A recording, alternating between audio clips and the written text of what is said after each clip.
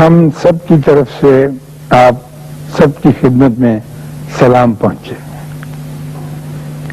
آج تک تو ہم بیشتر بابوں کے بارے میں ذکر کرتے آئے ہیں۔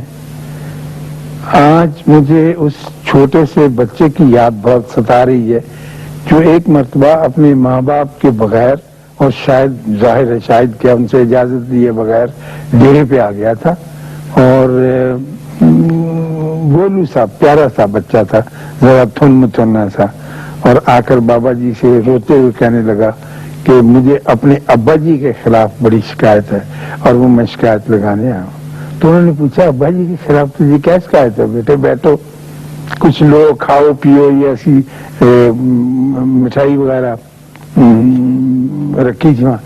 تو اس نے کہا نہیں میں کوئی چیز نہیں کھاؤں گا۔ تو انہوں نے کہا شکایت کیا ہے؟ اس نے کہا یہ بھی نہیں بتاؤں گا، بس مجھے ہے، اور وہ آپ کے پاس آتے ہیں اور وہ بڑا دعویٰ کرتے ہیں محبت کا اور شرافت کا، لیکن ان میں ہے نہیں، اور السلام علیکم کہہ کے وہاں سے چلا گیا۔ تو بابا جی نے کہا کہ اس کو اس کے پیچھے جائیں اور اس کو منا کے لائیں، لیکن وہ بڑے غصے میں تھا، چوتھی پانچویں کا لڑکا ہوگا، لیکن رکا نہیں اور وہ چلا گیا۔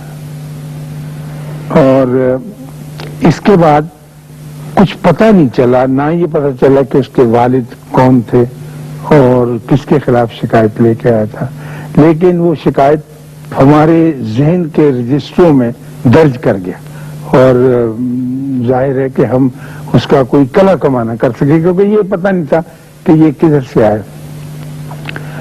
تو میں اس کی یاد میں، جو کہ بڑی دیر کے بعد آئی، اور اب وہ اللہ کے فضل سے کہیں کسی بڑے عہدے پر ہوگا یا کچھ تاجر ہوگا یا سیاست میں داخل ہو چکا ہوگا کہیں انشاءاللہ تعالی، اور اگر وہ یہ ہمارا پروگرام دیکھ رہا ہو تو اس کو ہمارا بہت سلام پہنچے۔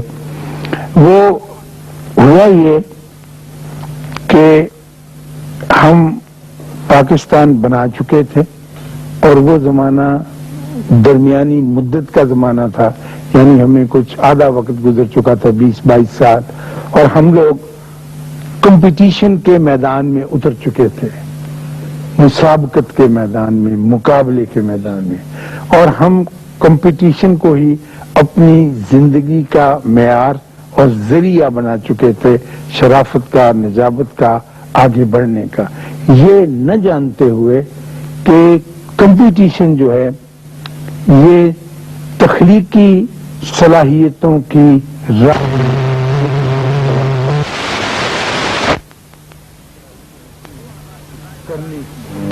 کچھ کر گزرنے کی، لیکن وہ کمپٹیشن میں اپنا آپ بھی بھلا چکا ہوتا ہے، وہ پھر ایک انسان نہیں رہتا، وہ کمپٹیشن کی ایک مشین بن جاتا ہے اور دن رات اسی میں الجھا رہتا ہے۔ وہ ساری صلاحیتیں جو انسان کی ہوتی ہیں اس سے معروف ہو جاتی ہیں، بظاہر یہ بات نظر نہیں آتی۔ وجہ اس کی یہ ہے کہ آپ جب بھی کمپٹیشن کرتے ہیں وہ انسان کے خلاف کرتے ہیں، کبھی بھی پتھر کے، کھمبے کے، اسٹریٹ لائٹ کے، پل کے، اس کے خلاف نہیں کرتے، بھینس کے خلاف آپ نے کبھی کمپٹیشن نہیں، جب بھی کرتے ہیں انسان کے خلاف کرتے ہیں، اور جب انسان کے خلاف کرتے ہیں اور آپ کامیاب ہو جاتے ہیں اور کامیاب ہو کر 30 بندوں کو گرا دیتے ہیں، تو پھر ہم پوچھتے ہیں کہ آپ تو کامیاب ہو گئے، ان کا کیا بنا؟ اسلام میں کمپٹیشن کی یہ اسپرٹ، یہ صورت بالکل منع ہے۔ کمپٹیشن کی ایک ہی اجازت ہے اور وہ ہے تقوی کے لیے، آپ اس میں مسابقت کر سکتے ہیں، اعلیٰ سے اعلیٰ ہونے میں مسابقت کر سکتے ہیں، پیسے کمانے میں، حسین بننے میں، شیمپو اعلیٰ درجے کا استعمال کرنے میں، کپڑے وہ جو ایک خاص ڈیزائنر کلوتھ استعمال کرنے میں، یہ کوئی کمال کی بات نہیں ہے، لیکن آدمی اسی میں کمپٹیشن کرتا ہے۔ میری بچیاں وہ کہتی ہیں کہ نہیں دادا یہ تو قمیض ہم پہن کے نہیں جائیں گی، یہ تو ہم پہلے بھی پہن کے گئی تھی، اس کی وہ کیا ہوتی ہے مہندی کے اوپر۔ میں کہا کیا ہو گیا تو ان کو کون کی نہیں ہماری بےزتی، تو ایک دفعہ پہلی وہ کرنی نہیں اس کو دوبارہ، کیونکہ یہ کمپٹیشن ہے اس کا۔ تو زندگی کے جو زمینی کمپٹیشن ہے وہ انسان کو بڑا تنگ کرتے ہیں اور اس کی صلاحیتوں کے اوپر ایک جال ڈالتے رہتے ہیں، آپ کو اندازہ نہیں ہوگا، آپ تو سمجھتے ہیں کہ کمپٹیشن ایک بہت ہیلدی فضا میں پیدا ہوتا ہے۔ کمپٹیشن، کوشش، جدوجہد، اسٹرگل، اسٹرائف، بھاگ دوڑ، یہ ساری کی ساری آپ کے اندر انا اور تکبر پیدا کرتی ہے۔ آپ دیکھیے امریکہ آپ کے سامنے مثال ہے، کتنی بھاگ دوڑ کرتا ہے، کتنا تردد کرتا ہے، کتنا کمپٹیشن کرتا ہے، کتنا اعلیٰ درجے کا ملک ہے، اور کیسا متکبر ہے، کسی کی کوئی بات ہی اپنے خاطر میں نہیں رہتا، کہتے جو میں فیصلہ کرتا ہوں وہی ٹھیک ہے، جو میں نے حکم دے دیا عراق کے بارے میں۔ تو یہ بہتر انسان ہونے کی خاصیت نہیں ہے۔ اسی لیے ہمارے یہاں پر حکم ہے کہ آپ کمپٹیشن نہیں کر سکتے ہیں، کیونکہ ایک لڑکا مثلا دیکھیے نا، ایک عجیب سی میں آج آپ سے بات کرنے لگا ہوں کہ آپ کے چہرے دیکھ کے کہ آپ انشاءاللہ تعالیٰ اتنا برا نہیں مانیں گے جتنا عام لوگ مانتے ہیں، وہ یہ کہ ایک بچہ کلاس میں فرسٹ ہے، اب آتا ہی کوئی نہ کوئی تو آتا ہے، 30 بچوں کی کلاس ہے، اب وہ تو فرسٹ آ گیا اور 30 بچے جو ہیں وہ ڈاؤن، وہ تو منہ کے بل گر گئے نا زمین پہ اور ان کو شرمندہ ہونے کا موقع ملا۔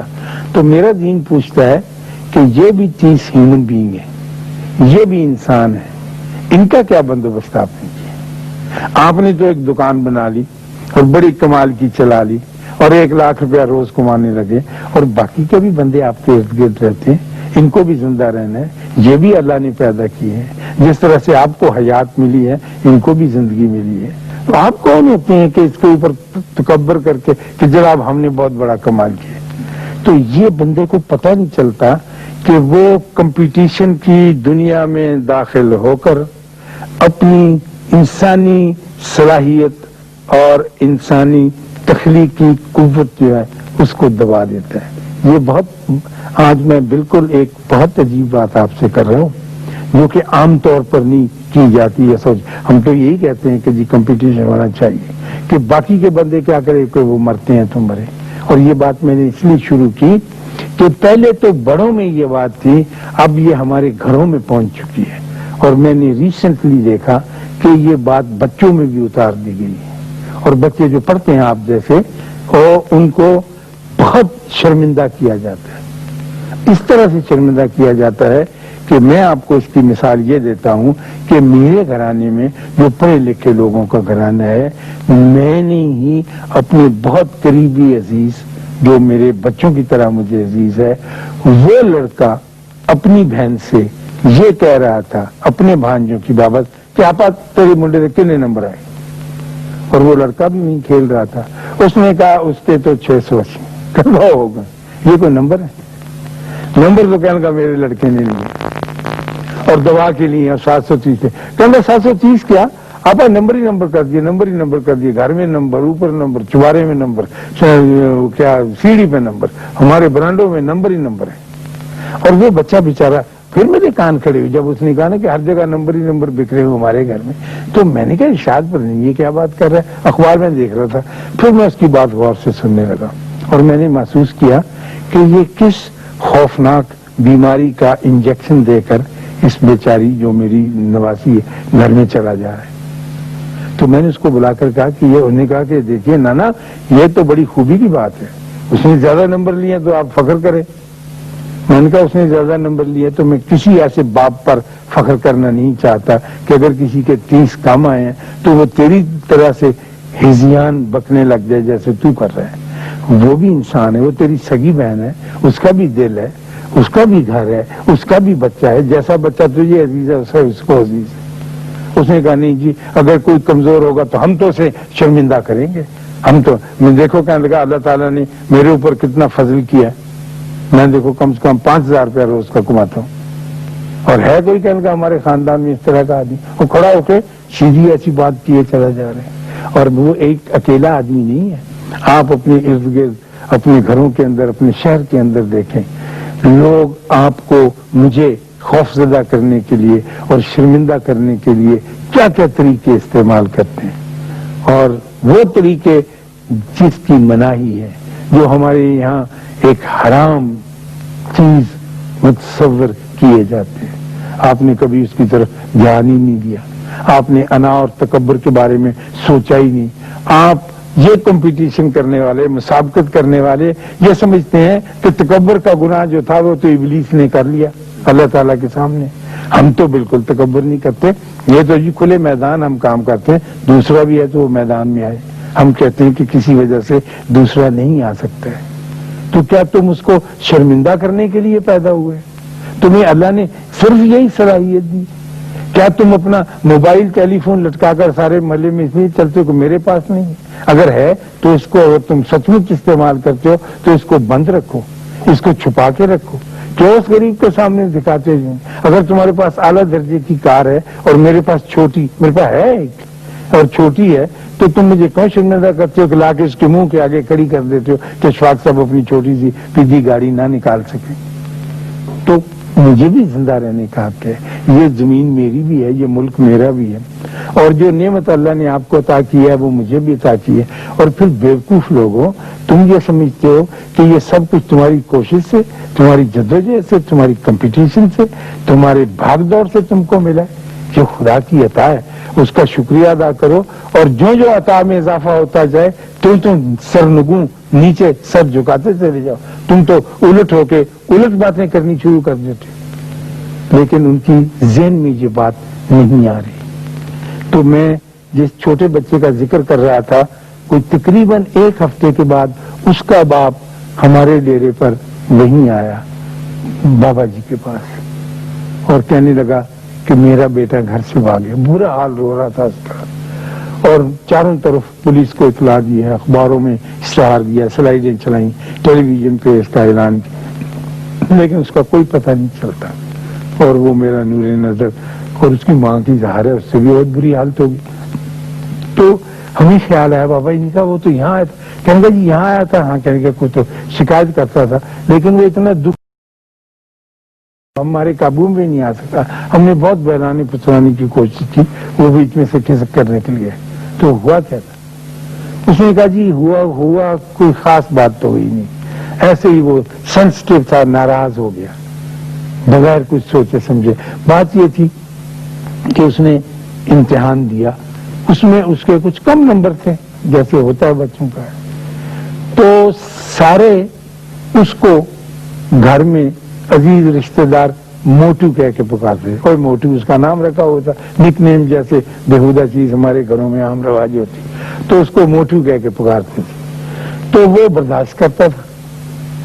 میرے ساتھ اس کا پیار تھا جیسے باپ کے ساتھ بچے کا پیار ہوتا ہے. تو شام کو میں آیا تو مجھے پتا چلا کہ اس کے نمبر کم آئے, 2nd ڈویژن میں اس نے پاس کی اپنی 4تھی جماعت میں پڑھی. تو میں نے اس سے کہا موٹو تیرے نمبر کم آئے. بس زندگی میں کہنے کا میں نے پہلی دفعہ اس کو موٹو کہا. 700 آدمیوں کو موٹو کہنے سے وہ مائنڈ نہیں کرتا تھا, برا نہیں سمجھتا تھا, لیکن صرف ایک میرے کہنے سے اس کو اللہ جانے کیا ہوا, اس نے اس کو برداشت نہیں کیا اور وہ گھر سے بھاگ گئے. اور آج 8 دن ہو گئے ہم اس کو تلاش کرتے پھرتے, پتہ نہیں وہ کہاں ہے.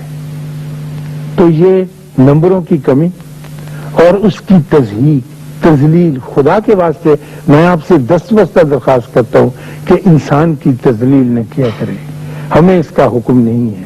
ہم اس کو ایسے ہی نام پکار دیتے ہیں, ایسے ہی برا بھلا کہہ دیتے ہیں. کچھ نک نیم رکھے ہوتے ہیں نا, چھوٹے کا نام وہ چینی پڑا, ایسے بالکل نہ کریں. انسان کو اللہ تعالیٰ نے پورے کا پورا ایک جیسا پیدا کیا ہے. یہ زندگی جو لے کر آپ پیدا ہوئے, یہ آپ کی محنت, کوشش, جدوجہد سے نہیں ہوئی. یہ جو آپ لے کے بیٹھے یہ تو اللہ کی عطا ہے.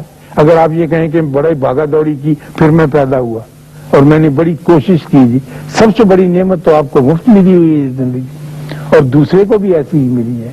لیکن آپ اس کو بالکل چھوٹا, ایک مائنیوٹ, ایک پگمی اور پتہ نہیں کیا کچھ بنا کے چلا دے رہے. تو وہ بچہ بیچارہ, اب ہم کو بھی اس بات کی بڑی فکر ہے.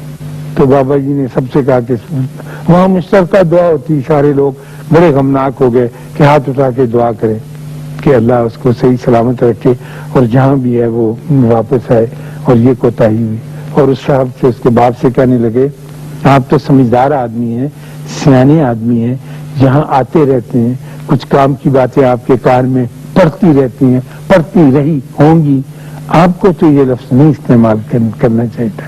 اور اس سے کہنے لگے, بابا جی نے کہا دیکھو الفاظ گولیوں کی مانند ہوتے ہیں, انہیں استعمال کرنے سے پہلے چیمبر کو صاف کر کے استعمال کریں. جس طرح آپ پستول کو صاف کرتے ہیں اور گولیوں کو ایک طرف رکھ لیتے ہیں، اسی طرح آپ گفتگو کا جب اپنا منہ یا نالی استعمال کریں تو دیکھیں کون سی گولی چلانی ہے، کون سی نہیں چلانی. آپ کے ارد گرد اگر آپ کے پیارے بیٹھے ہیں تو خدا کے واسطے اس چیمبر کی طرف ضرور دیکھیں. یہ لڑکیاں کئی دفعہ بے خیالی میں کوئی باتیں کہہ دیں. اب یہ بڑی ہوں گی نا، ان کی شادیاں ہونی ہیں، تو انہوں نے اپنی کیا ہوتی ہیں وہ ننانے اور ساسیں ان کے خلاف کیا کیا کچھ باتیں کر جانی.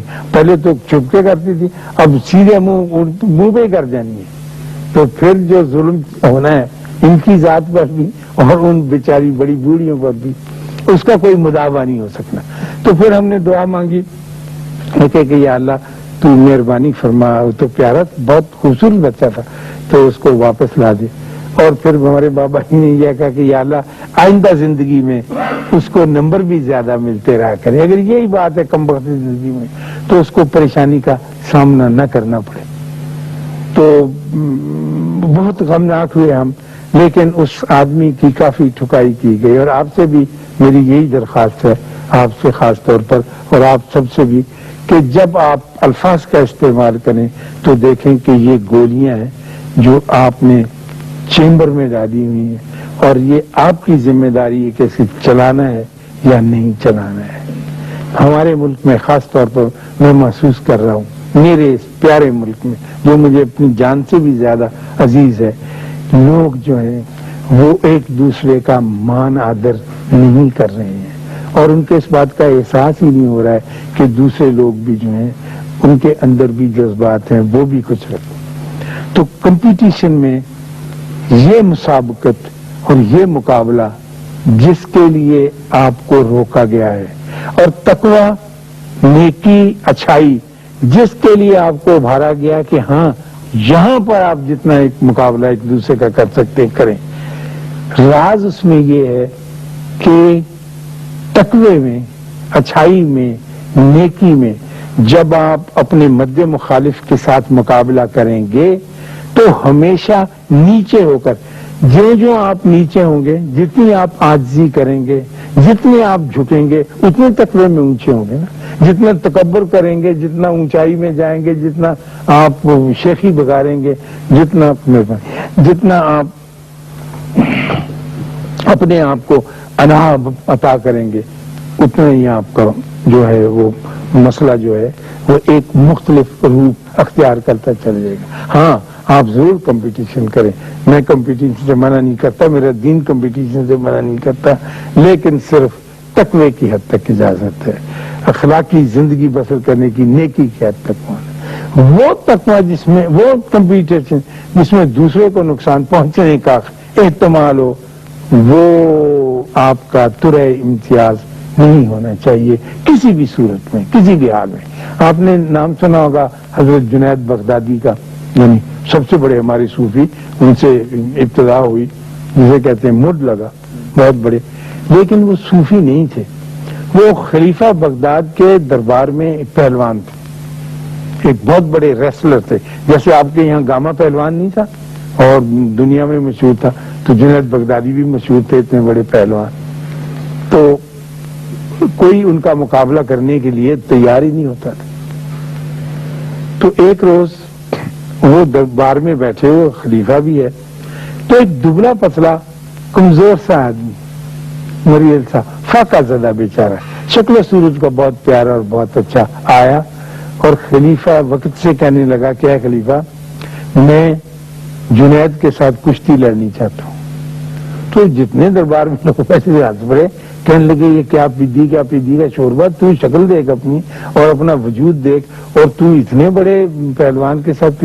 انہیں کہا نہیں جناب، مجھے کچھ داؤ ایسے آتے ہیں، کچھ چیزیں میں ایسی جانتا ہوں جو کہ اور پہلوان نہیں جانتے، اور وہ ہمارے پاس کچھ خاندانی گورے ہوتے ہیں داؤ، تو وہ میں لگاؤں گا، اور آپ کا جو اتنا بڑا نامی گرامی رستم زماں ہے یہ چاروں شانے چیزیں.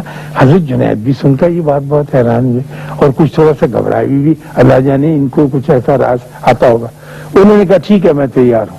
چنانچہ وقت مقرر ہو گیا، جگہ طے کر دی گئی، اور خلیفہ وقت وہاں پہنچ گیا، اور سارے درباری اور بغداد کے سارے لوگ کہ یہ آج کیا ہونے لگا ہے.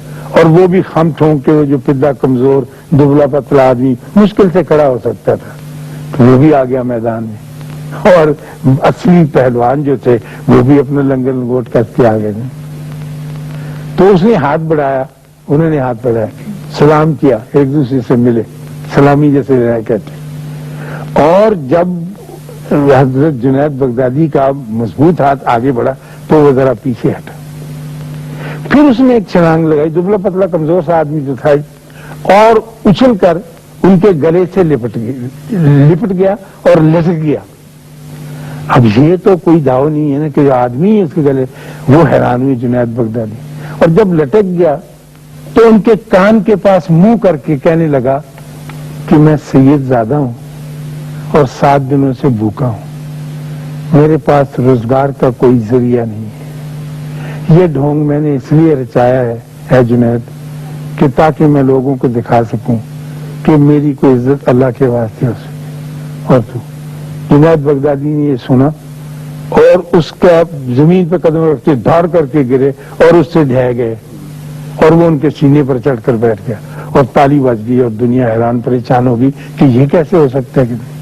انہوں نے کہا کہ ٹھیک ہے، اس کو ایسا داؤ آتا ہے جو دنیا میں کسی اور آدمی کو نہیں آتا، اور میں اس کے سامنے چت ہو گیا ہوں، اور یہ واقعی طاقتور ہے۔ اور وہ تو جناب خلیفہ نے اس کو جو بھی کچھ انعام اکرام خلعت وغیرہ دینی سے دی، اور وہ اپنا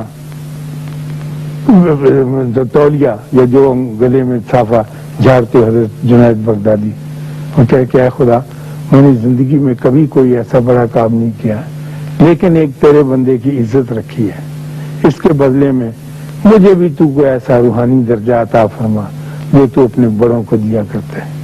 تو وہ ولی کامل ہوئے، اور ان کی جو تعلیم ہے، ان کی جو شکشا ہے، وہ یہی ہے کہ انسان کو کبھی بھی ذلیل، چھوٹا، حقیر نہیں جاننا ہے۔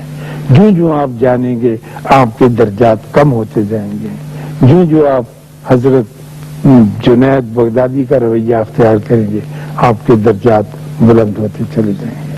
ہم سے غلطی یہ ہوتی ہے، میں پھر چلتے ہوئے آخری بات یہ کہوں، اور یہ ہونی نہیں چاہیے کہ ہم سوچے سمجھے بغیر پہلے تو ایک بات کچھ منہ سے نکال دیتے ہیں، اور پھر اپنے تکبر میں اضافہ کرنے کے لیے اس چیز کو ترا امتیاز بنا لیتے ہیں جو آپ کے کمال کی وجہ سے نہیں ہوتا۔ بچوں کے نمبر آ جانا، آپ کا خوش شکل ہونا، آپ کا چہرہ اچھا ہونا، آپ کی رنگت گوری ہونا، اللہ کے واسطے یہ عطائے خدا بندی ہے، اس کو تم اپنی تلوار بنا کر لوگوں کی گردنیں نہ اتارتے کرو۔ اور خدا نہ خواستہ اگر ایسا وقت آ گیا کہ صرف آپ کی ذات ہی اس کو پر رہنے لگی، آپ یا آپ کے بچے جیسا، تو یہ زندگی گزارنی بڑی مشکل ہو جائے گی۔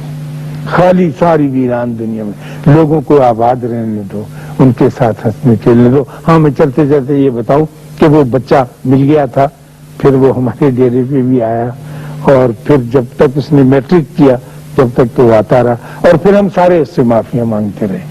اور اس معافی میں میں سب کو بھی آپ کو شامل کرنا چاہتا ہوں کہ جب بھی اس کی یاد آئے، پتہ نہیں وہ کہاں ہوگا، آپ بھی اس بات سے معافی مانگیں کہ اس کے باپ نے اس کو موٹو کیوں کہا تھا، یہ ایک بری بات ہے۔ اللہ آپ کو آسانیاں عطا فرمائے اور آسانیاں تقسیم کرنے کا شرف عطا فرمائے۔ اللہ حافظ۔